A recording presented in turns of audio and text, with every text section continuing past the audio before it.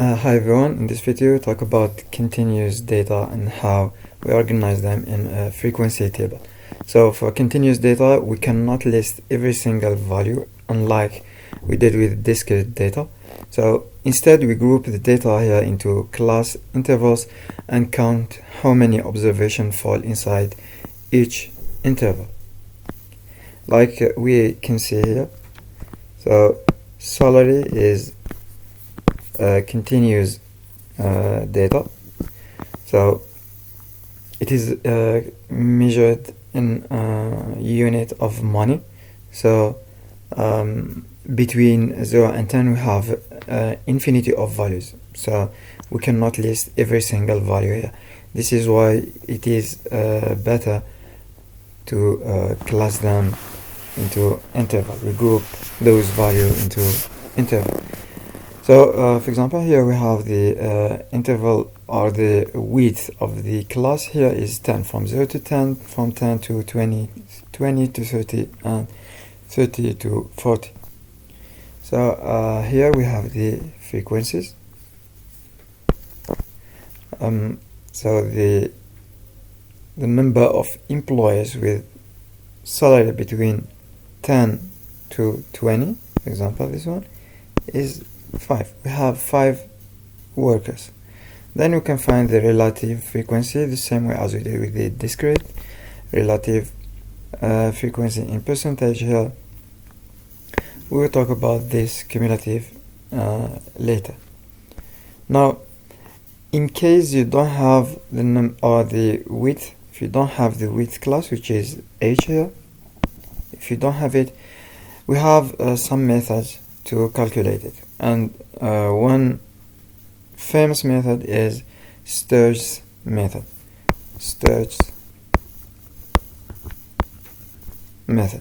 So here you have k, which is the number of classes. So you divide your data into k classes, is 1 plus 3.322 log of n, and here this n is the number of observation, and then you will find k, which is the number of classes. After that you can find the width of the classes, which is h equals the range divided by k. Range here is the x max, the maximum value, the highest value, minus the smallest value. So it is the max minus the mean. Now let's see how can we illustrate or draw this data in a graphic. So for continuous data, the appropriate graphic or the appropriate chart here we use is a histogram. So while it looks like a bar chart, it is conceptually a bit different.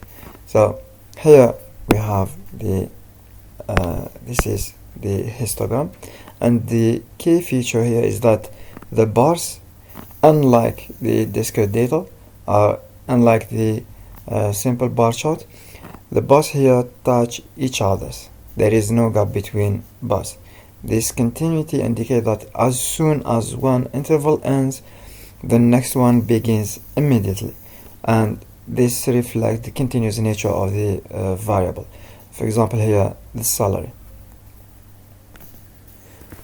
We can also find or draw the polygon here. So for the polygon we need what we call the midpoint. The midpoint of each class is the lower boundary plus the upper boundary divided by 2. So to find the midpoint of the first class, this one, it is the sum 0 plus 10 divided by 2, which is 5. For the second, this one, it is 10 plus 20 divided by 2, it is 15, and so on. So this is the formula. And once we have our midpoint for each class, we make a point here. For example, the first midpoint is 5, this is 5. So we take here, we have the frequency is 4. So for the second one it is 15 here. So what is the frequency here? It is 5. We take this point, and so on. We do the same for this and this. Then we connect those points to each other with straight line. This is the polygon. This is how we draw the polygon. Okay, now let's see how to find the cumulative frequency and why they are useful. So for cumulative frequency, it is a running total of frequency. It tells us how many observations fall below or above a certain value.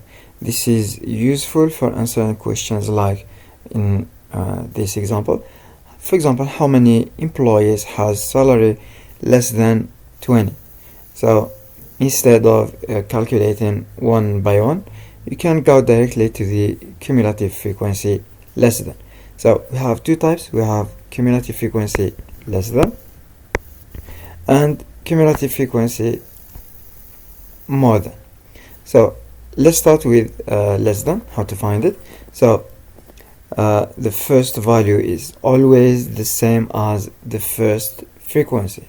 So here we need to order our values from the smallest to the highest.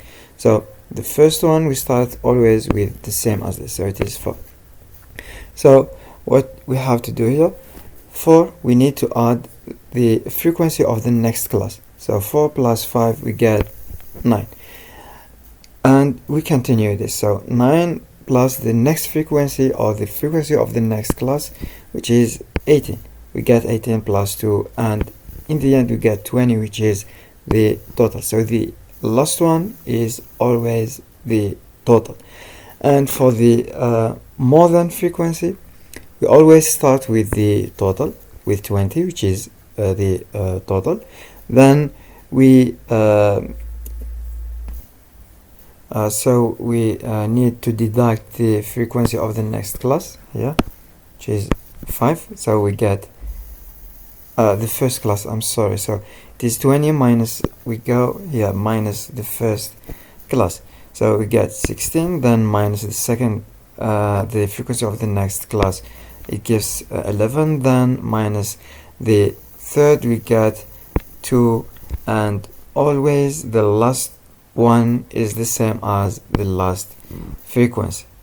So here from now, if I ask you how many employees their salary is less than 30, you can go directly to here, less than 30. This is the class. So we go to cumulative frequency less than, which is 80. So this is the answer. Instead of calculating one by one, this plus this plus this, which is the which is correct. However, it is correct. Now, if I say how many employees their salary is greater or equals 30, so you go here. So it is 30 or more. So we have 2. You go directly to the frequency, cumulative frequency more than. So this is how we get the more than and less than frequencies. 2 other examples. If I say how many worker their salary is less than 20, you go here, less than 20, so, and you go to cumulative frequency less than. It is 9. We have 9 worker with salary less than 20. 4 for between 0 and 10, 5 for between 10 and 20. Now, how many worker the salary is greater or equals 20? You go here from 20 until 40. So here we go to this, and since it is more than, so we need to use the cumulative frequency more than. So we can say we have 11 worker with such salary greater or equals 20, which is 9 plus 2, and this gives 11. Now, how to draw the curves of cumulative frequency. So for the less than curve, the question you may ask yourself is how many worker their salary is less than 0.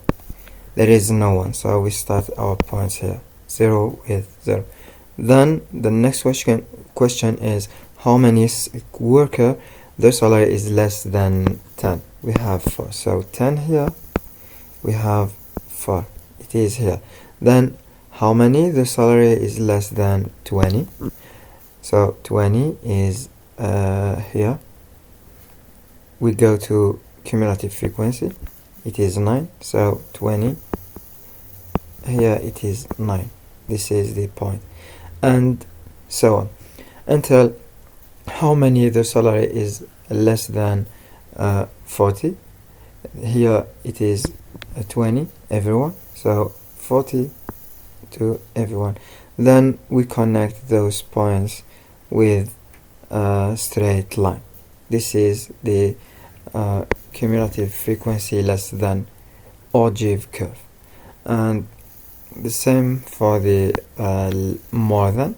So the questions here you ask yourself is how many worker their salary is higher than or equal 0. We know it is 20. We go to the cumulative frequency more than, so 0 here, 20 here. Then how many the salary is equals 10 or greater than 10? It is 16. So for here 10, it is 16.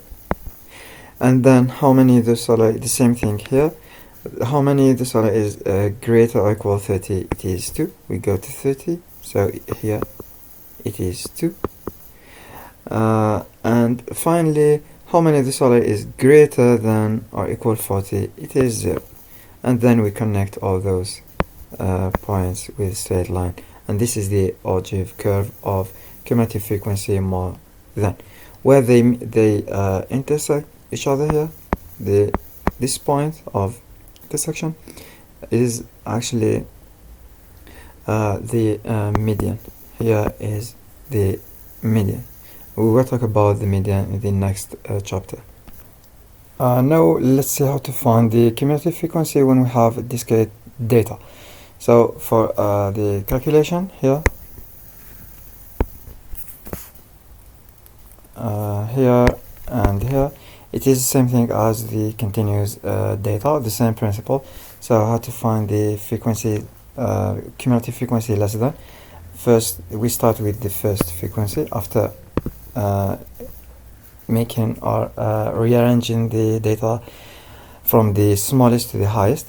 So the first cumulative, the first class, is the same as the first frequency of the first class, and then we add the second frequency or the frequency of the second class. We get 6 plus 8, we get 14, and so on. The same thing. So we start with the same and we finish with the total.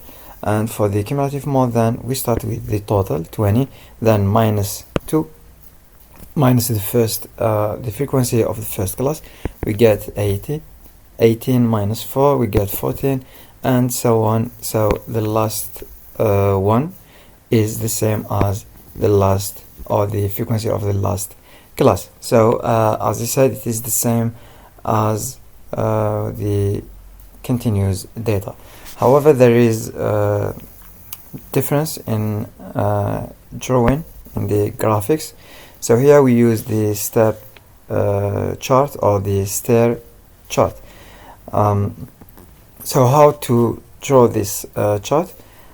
The first question you ask yourself is how many, here for example the number of children is the variable. So how many families has strictly less than 1? We don't have any family with less than 1. Okay, so it is here, it is 0. Now how many families have less or equal 1 equal or less than 1 child? we have two families. We go here to the cumulative frequency less than. The first one here is 2, so we have two families here, these two. Then we draw this horizontal line until 2, because here anything below 2 gives, like, if I ask you how many families have less than 1.5 children, you cannot say like a number. It's not continuous, so it is always a 1. It will stay 1. If it is continuous, here you get something like this. You get a line like this. But here it is not the case, so it remains the same until 2. Here until it from one children to the second children, here it will change directly. So if we can say how many families has less or equal or less than 2 children, you may say 6. Here it is. So we have 6 here until 3, until the number 3. So how many families has less or equal or less than 3 children? Here you go, here you say 14. So it is 14 until the 4th. So from how many families have equal or less than 4 children, we know it is the total, the sum, all the families. So it is 20, and this is the case to the infinity, because if I ask you how many families have less than 20 or less than 100 children, you may say it is 20. It will stay constant. And for the cumulative frequency more than, so here you ask yourself how many families have more or equal 1 children. You may say we have 20. It is 20. So it is 20 until here, until 1. Now, how many families have more than or equal 2 children? We have 20. We draw an horizontal line until 3. How many families has more than 3 or more than 3 children? We have 14. So you draw this horizontal line. And how many families have more than or equal 4 children? 6. So we have 6 families. And how many families have strictly more than 4, which is 5 or more? No families. Okay? No families has strictly more than 4. So it is 0 from here. So this is how we draw the step chart or stair chart, and where cumulative frequency less than intersect with the cumulative frequency more than. This is the median as well. So the median is 3. We will talk about the median and central tendency measures in the next video. Thank you for watching.